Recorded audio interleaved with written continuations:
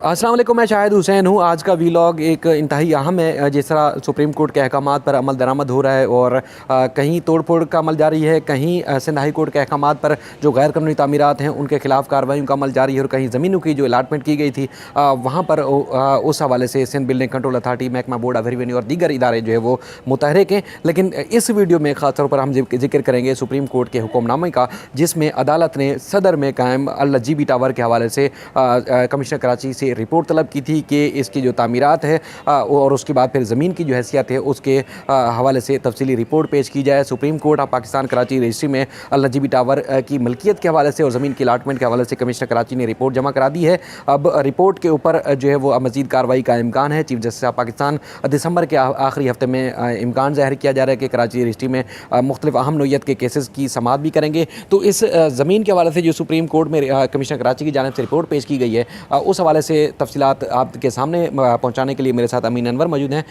अमीन, मैं आपको YouTube channel पर खुशामदीद कहता हूँ। बहुत ज़्यादा ऐसे हक़ाइक़ हैं जो मुस्तकिल तौर पर हम लोगों को आगाह करते हैं कि जो जिन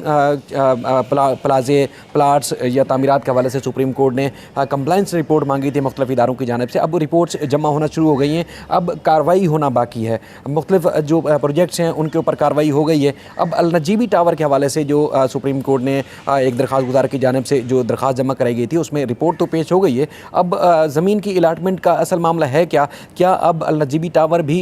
नस्ला टावर और दीगर इमारतों की तरह मस्मार किया जाएगा या कुछ बचने के इम्कानात हैं? कमिश्नर कराची की रिपोर्ट क्या कहती है? जी बिल्कुल शाहिद, ये CMA नंबर है 521 2019 में फ़ाइल की गई थी, जिसमें जो पटिशनर हैं वो मुर्तज़ा अली हैं। इनकी जानिब से जो दरख्वास्त दायर की गई थी उसमें कमिश्नर कराची की जानिब से रिपोर्ट दी गई है, जिसमें बताया गया है कि matter regarding illegal encroachment on plot number 33 and 34 PR2 pretty quarter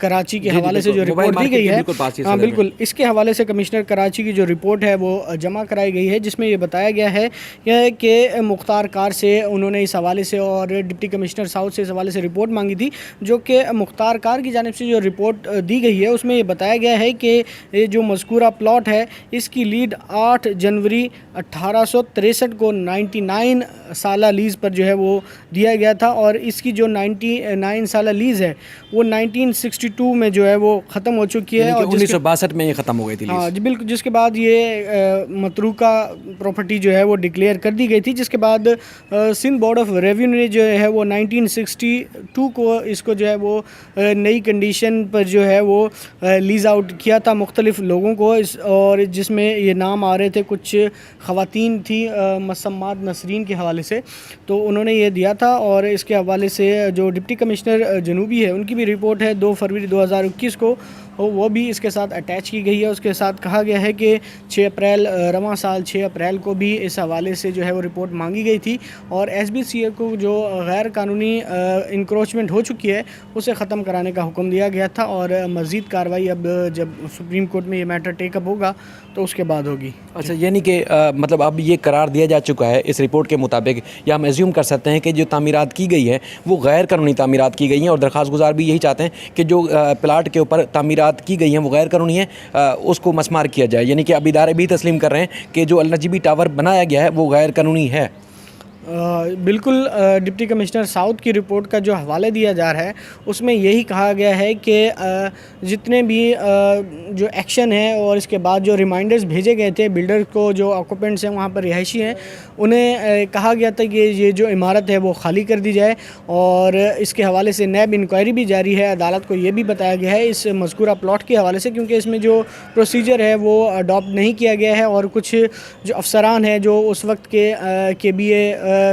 KDA वगैरह के जो अफसरान थे उनकी मिली भगत से जो है ये तमाम कार्रवाई की गई थी, जिसके बाद बाकायदा तौर पर एंटी करप्शन में भी उनका केस चला था। ताहम वज़ीर आला सिंध के अप्रूवल के बाद एंटी करप्शन कोर्ट से जो वो केस था वो वापस ले लिया गया था। ठीक है अमीन, आपका बहुत शुक्रिया। ये अल नजीबी टावर के हवाले से मैं पहले भी एक वीडियो बना चुका हूँ। ये अल नजीबी टावर अगर जहांगीर पार्क से मोबाइल मार्केट की तरफ आप खड़े होते हैं तो एक बहुत बड़ा जो है वो अल नजीबी टावर बनाया हुआ है, जिसमें इलेक्ट्रॉनिक मार्केट, मोबाइल मार्केट और बहुत ज़्यादा एक तजारती मरकज़ भी कहा जा सकता है। लेकिन ये खरबों रुपए की मलकियत का जो प्लाट है, इसमें जो दरख्वास्त गुजार है इनके साथ ज़्यादती ये हुई है कि कंबाइन जैसे प्लाट था तो उसमें कंपलसरी ओपन स्पेस या उसके बाद फिर एक बीच में जगह छोड़ने के लिए जगह छोड़नी थी, लेकिन जो बिल्डर हैं उन्होंने मुख्तलिफ जो सरकारी इदारे हैं उनकी मिली भगत से तामीरात कर दी। यानी कि जो मुश्तरका जगह छोड़नी थी, देश का फ़ायदा सबको होना था, उसको छोड़ने के बजाय उसके ऊपर भी तामीरात खड़ी कर दी। यानी कि एक तो लीज़ के ऊपर मसला और उसके बाद दूसरों का हक भी मारा गया। तो उसके बाद फिर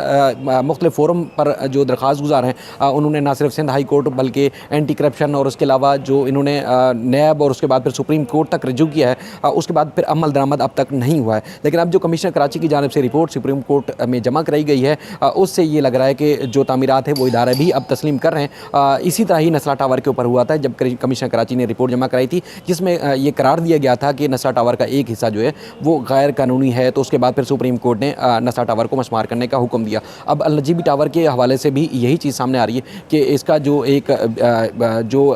तामीरात हैं वो मुकम्मल तौर पर गैर कानूनी है। और उसके बाद फिर सुप्रीम कोर्ट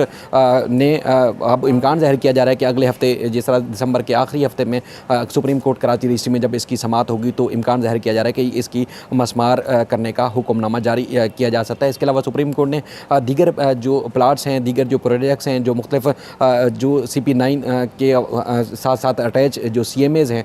उसके ऊपर मज़ीद जो प्रोजेक्ट्स हैं उनके ऊपर भी सुप्रीम कोर्ट की जानिब से, जिसमें अलबारी टावर और दीगर जो है उनके खिलाफ भी हुक्मनामा सामने आ सकता है। इसके अलावा जिस तरह अमीन ने आपको बताया कि एक बार जो एंटी करप्शन ने भी हुक्मनामा कार्रवाई शुरू की थी, उसके बाद फिर इन तमाम मुल्ज़मान को जो कि SBC और प्राइवेट बिल्डर और दीगर लोग जो शामिल थे उनको चार्जशीट भी किया गया था एंटी करप्शन अदालत की जानिब से। चूँकि सूबाई महकमों की, सूबाई इदारों और उसके बाद फिर कुछ बासर अफराद की मिली भगत की वजह से मामला सूबाई हुकूमत के पास गया और फिर उस वक्त के वज़ीर आला सिंध ने ये एंटी करप्शन की जो इंक्वायरी थी वो एक नोटिफिकेशन के बाद जो है वो क्लोज़ कर दी थी। ये तमाम दस्तावेज़ात भी मेरे पास मौजूद है। मैं कोशिश करूँगा इस वीडियो के साथ आपको वो नज़र भी आए, चाहे वो एंटी करप्शन की चार्जशीट, FIR, उसके बाद फिर वज़ीर आला सिंध की जानिब से जो इस एंटी करप्शन की कार्रवाई को रोकने का जो एक नोटिफिकेशन जारी किया गया था वो भी, और उसके बाद फिर जो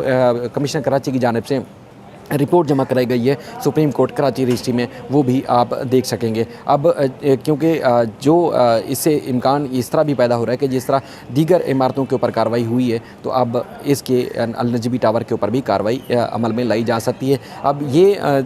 चूँकि इस इमारत में बिल्डर ने तो जो माल बनाना था वो बना लिया, लेकिन जो इलाटीज़ हैं उनके लिए भी ख़तरे की घंटी बज गई है, उनको भी नुकसान हो सकता है। अगर जिस तरह आप कोशिश करेंगे कि उसमें वीडियो में भी देखेंगे कि अगर आप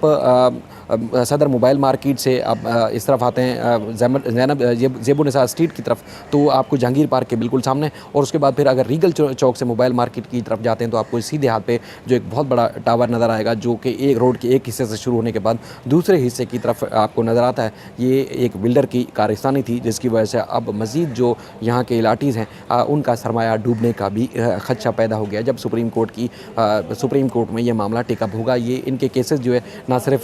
सुप्रीम कोर्ट बल्कि सिंध हाई कोर्ट के मुख्तलिफ फोरम पर सिविल सूट भी देर समात हैं, लेकिन इतने अरसा गुजर जाने के बावजूद जो है वो